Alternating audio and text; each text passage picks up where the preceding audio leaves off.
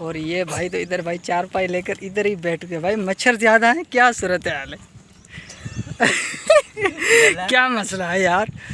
क्या मच्छर ज़्यादा है, क्या है? कम है, कम। हाँ मच्छर कम है। अब आप लोगों ने ये चारपाई कैसे ये बाहर रख दिया अभी? हाँ भाई क्या सूरत हाल है?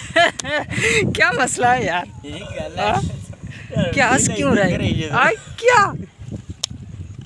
हाँ? क्या तुम बोल नहीं सकते? यहाँ तुम्हारा सवाल जो है मैं इस भैंस से करूँ या उस गाय से करूँ?